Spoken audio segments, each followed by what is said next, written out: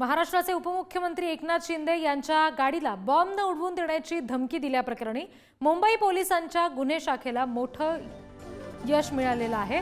गुन्हे शाखेनं 2 संशयितांना ताब्यात घेतलेलं आहे। 20 फेब्रुवारीला एकनाथ शिंदे यांना अज्ञात व्यक्तीकडून गोरेगाव पोलिसांना एका अज्ञात व्यक्तीने ईमेल केला आणि मेलमध्ये एकनाथ शिंदे यांची गाडी बॉम्ब न उडवून देणार अशी धमकी दिली। मंत्रालय आणि जे मार्ग पोलीस स्टेशनला सुद्धा अशाच प्रकारचे धमकीचे मेल आले होते।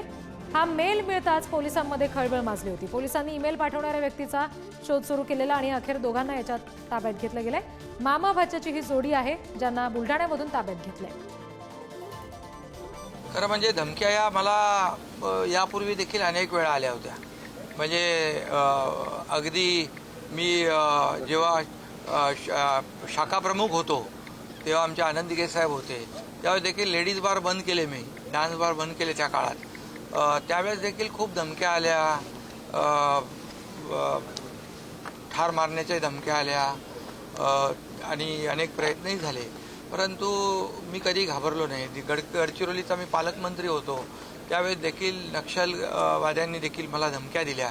अशा अनेक वेळा मला धमक्या आल्या, पण या अशा धमक्यांना मी कधी भीक घातली नाही, धमक्यांना मी कधी घाबरलो नाही, घाबरणारही नाही।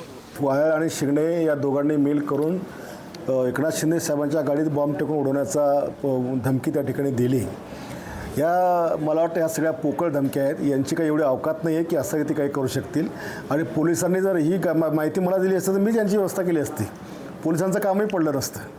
एकनाथ शिंदे महाराष्ट्राच्या जनतेच्या मनावर आज राज्य करून राहिले आहेत। अनेक लाडक्या बहिणी त्यांच्या चाहत्या आहेत आणि त्याच्यामुळे एक राज्याचा असा मुख्यमंत्री ज्याने इतकं चांगलं काम केलं त्याला धमकी देणं किंवा त्यांना उडवण्याचं कट कारस्थान करणं हे तर आमच्या सारखेच कार्यकर्ते उड्या लोकांना उधळून लावतील।